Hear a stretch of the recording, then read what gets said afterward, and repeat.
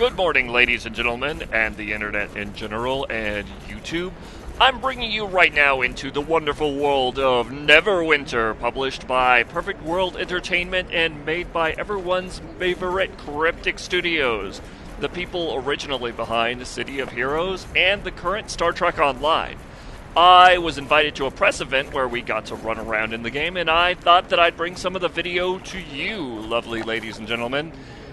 Interesting statue we had right there. So, let me bring you after the jump into some of the dungeons that we ran around in and give you an idea of what this game is all about. See you there.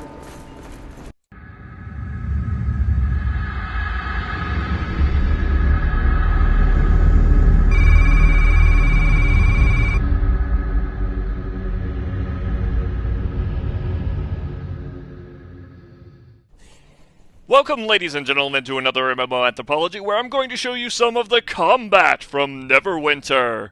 We're looking at, essentially, the first dungeon that they allowed us into, which is the Cloaked Tower. And these would be the many-arrowed orcs. The type of character that I'm playing is a tiefling, and she is a guardian. That means that she comes with a sword and shield, and spends most of her time standing directly in front of the bad guy.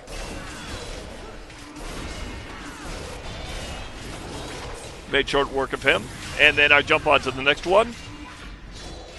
She has a charge ability, which is under my Q key, which enables me to just leap into combat. And leap! Once everyone's cut down, my team is running around. You can see them chattering a little bit. Another interesting element is that this game is directly connected to both Champions Online and Star Trek Online. In fact, you can see that people in one of the fleets that I'm in Star Trek Online, are chatting in a channel that was set aside for that fleet. That means that people, in Star Trek Online began to notice that I was playing in Neverwinter. I wanted to include this section because here's a boss. A mini-boss, in fact. I'm going to bring you along to an actual boss very shortly, don't worry. This guy was extremely rough. He took a notable beating to take down.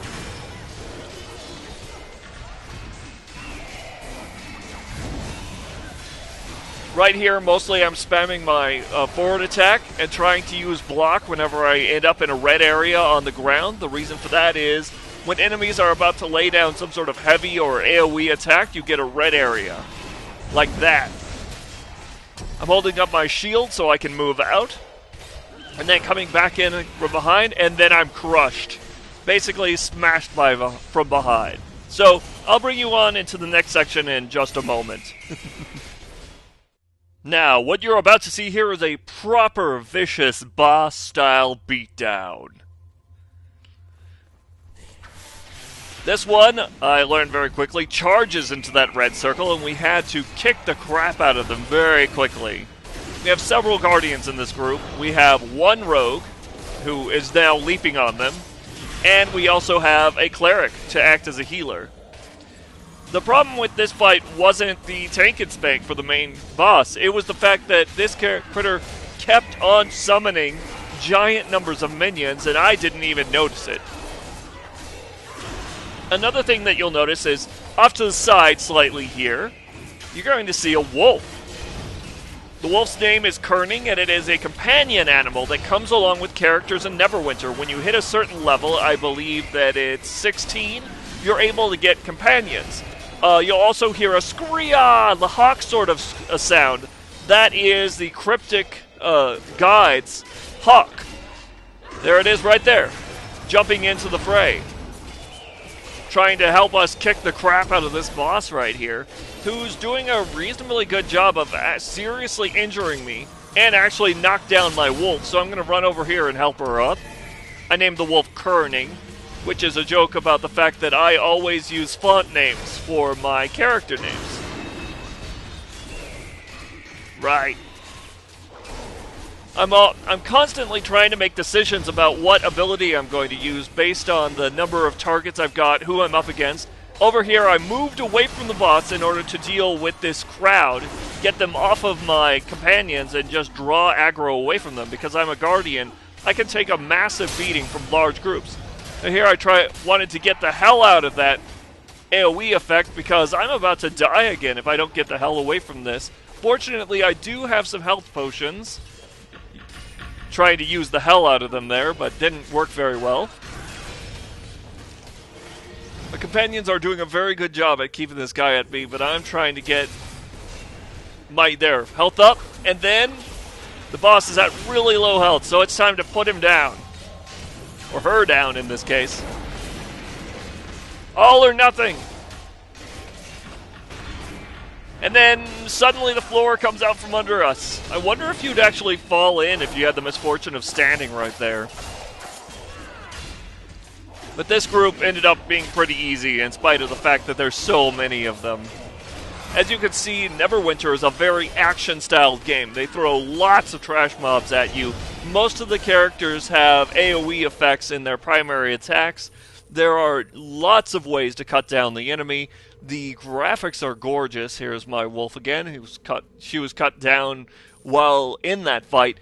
This game has rivaled many of my expectations. There are certainly a number of issues, but it's still in beta. And one of the things that I didn't get a chance to look at yet is the user-generated content. As I'm sure you know, the user-generated content is a big deal for me because that's where a lot of the anthropological foray into a video game is going to come from, is the way that the users take advantage of their ability to put their own imprint into the game. With most MMO games, that means a very, very entrenched and varied customization interface, which does sort of exist in this, but it's nowhere near the level that we got with City of Heroes. Alright, well, that's the end of that, so I'll switch over to something else, and we'll continue this conversation there. Alright, here we are. I'll just stand out in this neat little pretty public place, and thank you for coming along. It was nice to have the ability to show you what's in Neverwinter, and talk about the fact that, like Star Trek Online, they're including a Foundry, and that Foundry will be where all the player-generated content comes from.